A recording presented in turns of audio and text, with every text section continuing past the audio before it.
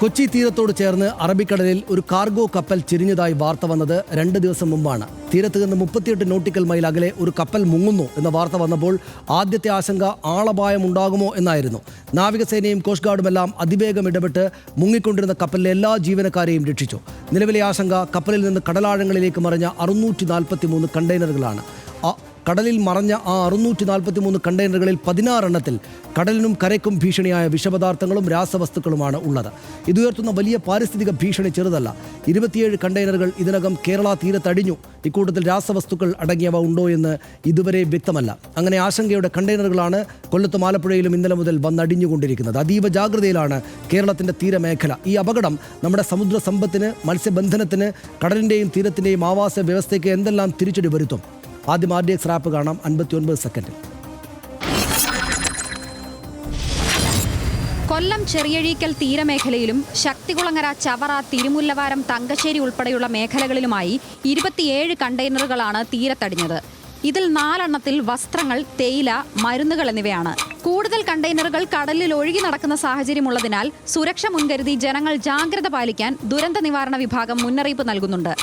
ഇന്ന് രാവിലെ 6 മണിയോടെയാണ് ആലപ്പുഴ ആറാട്ടുപുഴ പഞ്ചായത്തിലെ തറയിൽക്കടവ് തീരത്ത് കണ്ടെയ്നർ കണ്ടത്. ശക്തമായ കാറ്റിൽ തീരത്തെ പാറക്കെട്ടുകളിൽ വന്ന് ഇടിച്ച കണ്ടെയ്നർ പൂർണ്ണമായും തകർന്നു.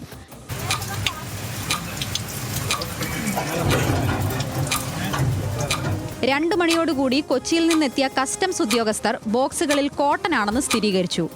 2 കണ്ടെയ്നറുകളിൽ ഉണ്ടായിരുന്നത് കോട്ടനാണെന്നും കണ്ടെയ്നറും ചരക്കും തീരത്തുനിന്ന് കൊല്ലത്തെ യാർഡിലേക്ക് മാറ്റുമെന്നും അറിയിച്ചു. കണ്ടെയ്നറുകൾ കൈകാര്യം ചെയ്യാൻ വൈദഗ്ധ്യമുള്ള NDRFിലെ സംഘവും കൊല്ലത്തെത്തി. കളക്ടറുമായി കൂടിയാലോചിച്ച ശേഷമായിരിക്കും കണ്ടെയ്നറുകൾ നീക്കം ചെയ്യുക. RDX rap news Malayalam.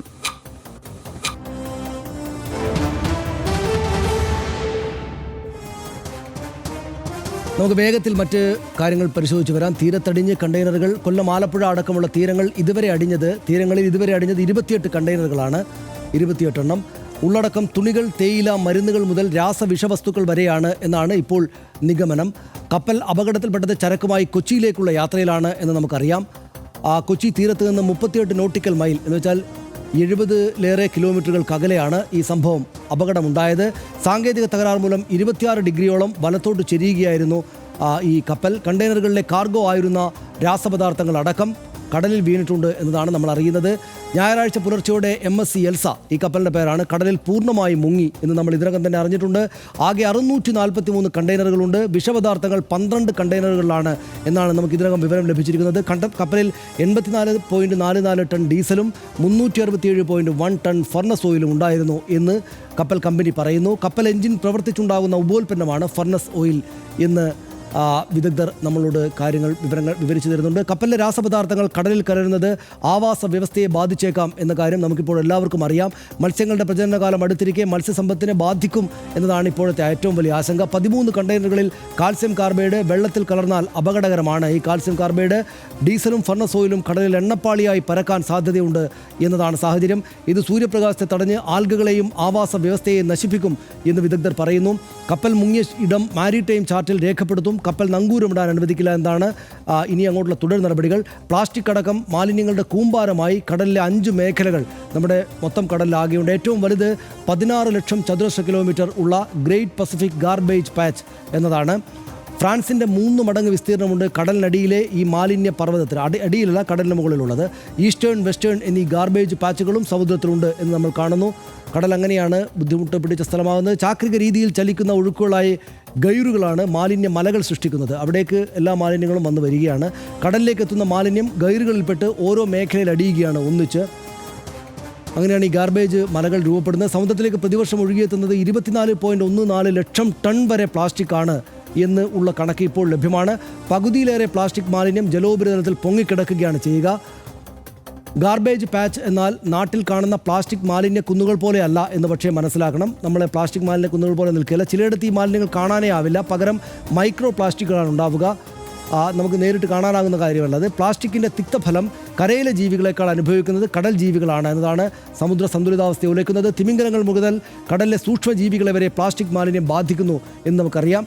2019 സ്കോട്ട്ലൻഡിൽ തിമിംഗലത്തിൻ്റെ വയറ്റിലുണ്ടായത് 100 kilo plastic ആയിരുന്നു. 100 കിലോ പ്ലാസ്റ്റിക്. ഒരു തിമിംഗലത്തിൻ്റെ വയറ്റിൽ 700-ലധികം സമുദ്രജീവികൾ പ്ലാസ്റ്റിക്കിൻ്റെ തിക്തഫലം അനുഭവിക്കുന്നതായിട്ട് പഠനങ്ങൾ പറയുന്നു. ഇപ്പോൾ പ്ലാസ്റ്റിക്കിൻ്റെ കാര്യമാണ് പറഞ്ഞിരിക്കുന്നത്. പക്ഷേ നമുക്കറിയില്ല ഈ കണ്ടെയ്നറുകളിൽ അത്തരം കാര്യങ്ങൾ കൂടെ ഉണ്ടോ എന്ന്. ഇതെല്ലാം കടൽ ചെന്ന് അടിയുകയാണ് ചെയ്യുക. ഏതായാലും ഇത്രയും കണ്ടെയ്നറുകൾ നമ്മുടെ തീരത്തേക്ക് അടിഞ്ഞിട്ടുണ്ട്. അത് മാറ്റുകയും മറ്റും ചെയ്യും. പക്ഷേ പൊതുവിലൊരു ആശങ്കയുണ്ട്. പൊതുവിൽ നമ്മുടെ പ്രധാനപ്പെട്ട ആശങ്ക ഇപ്പോൾ നമ്മുടെ മത്സ്യത്തൊഴിലാളികൾ, ആ മേഖലയിലുള്ള ആളുകൾ ആകെ പ്രയാസപ്പെട്ടിരിക്കുകയാണ്. തീർച്ചയായും നമ്മുടെ തീരത്തെ എങ്ങനെ ഇത് ബാധിക്കും എന്നുള്ളതാണല്ലോ ഒന്നാമത്തെ ആശങ്ക. ബാക്കി ആഗോള പരിസ്ഥിതിക ആശങ്ക എന്നുള്ളത് രണ്ടാമതാക്കി വെക്കാം. എങ്കിൽ പോലും ഇതിനകത്ത് ഒന്ന് നേരിട്ട് ഏറ്റവും പെട്ടെന്നുണ്ടായ പ്രത്യാഘാതം എന്ന് പറയുന്നത് ഈ കൊച്ചി തിരുവനന്തപുരം കപ്പൽചാലിൽ കുറച്ച് ഗതാഗതം തടസ്സപ്പെടുന്ന സാഹചര്യമൊക്കെ ഉണ്ടായി. അങ്ങനെയൊക്കെ ചെറിയ ചില നഷ്ടങ്ങൾ ആ നിലയ്ക്ക് ഉണ്ടായി. പക്ഷേ ഇതിനെക്കുറിച്ച് ചില വിദഗ്ധരോടൊക്കെ സംസാരിക്കുമ്പോൾ അവർ പറഞ്ഞ ഒരു കാര്യം, നേരത്തെ തന്നെ കപ്പലിന് ചെറിയ പ്രശ്നങ്ങൾ ഉണ്ടായിട്ടുണ്ട്. ആ പ്രശ്നങ്ങളുടെ തുടർച്ചയിലാണ് ഇപ്പോൾ ഇവിടെ ഈ ചെരിവ് ഉണ്ടാകുന്നത്, അടിത്തട്ടിൽ വെള്ളം കയറുന്നു. രണ്ടാമത്തെ കാര്യം, നമ്മുടെ മൺസൂൺ നേരത്തെ എത്തി. ഒരു പക്ഷേ ഈ കപ്പലിനെ കെട്ടിവലിച്ചെത്തിക്കാവുന്ന രീതിയിലൊക്കെ കാര്യങ്ങൾ നീങ്ങിയേനെ. പക്ഷേ മൺസൂൺ നേരത്തെ എത്തി. മൺസൂൺ നേരത്തെ എത്തിയതോടെ അപ്രതീക്ഷിതമായി വലിയ തിരമാലകൾ രൂപപ്പെടുന്നു. കടൽ അതിനെ നിയന്ത്രിക്കാനാവാത്ത ഒരു സ്ഥിതിയിലേക്ക് കാര്യങ്ങൾ മാറുന്നു. അതുകൊണ്ട് അപ്പോൾ തന്നെ പറഞ്ഞിരുന്നു, ഇത് അടിയുക ഒരുപക്ഷെ കൊച്ചിക്കും കൊല്ലത്തിനും ഇടയിലുള്ള തീരപ്രദേശങ്ങളിലായിരിക്കും എന്ന്. ഇപ്പോഴും നമ്മൾ ഇപ്പോൾ തന്നെ സനീഷ്, ഇപ്പോൾ വാർത്തകളിൽ നമ്മൾ കാണുന്നുണ്ട്, തീരത്തടിഞ്ഞ കണ്ടെയ്നറുകൾ എടുത്ത് നീക്കുന്നില്ല എന്നുള്ള വലിയ പ്രതിഷേധം ഉയരുന്നു. മന്ത്രിമാർക്ക് നേരെയൊക്കെ പ്രതിഷേധം ഉയരുന്നു. ഒറ്റ ദിവസം കൊണ്ട് തന്നെ അതൊരു പ്രതിഷേധത്തിൻ്റെ രൂപത്തിലേക്ക് മാറിയിട്ടുണ്ട്. ആകെ 27 കണ്ടെയ്നറുകളെ ഇതുവരെ കരയ്ക്ക് അടിഞ്ഞിട്ടുള്ളൂ. അപ്പോൾ ബാക്കി കണ്ടെയ്നറുകൾ കരയ്ക്ക് അടിയുമോ, ഇനിയിപ്പോൾ അവിടെ തന്നെ താഴുമോ? ഇനി കരയ്ക്ക് അടിഞ്ഞാൽ സ്വാഭാവികമായും ഇതിനേക്കാൾ, അതായത് ഈ 27 കണ്ടെയ്നർ അടിഞ്ഞപ്പോൾ തന്നെ തീരദേശം പ്രക്ഷുബ്ധമായി, ആളുകൾ അസ്വസ്ഥരാവാൻ തുടങ്ങി.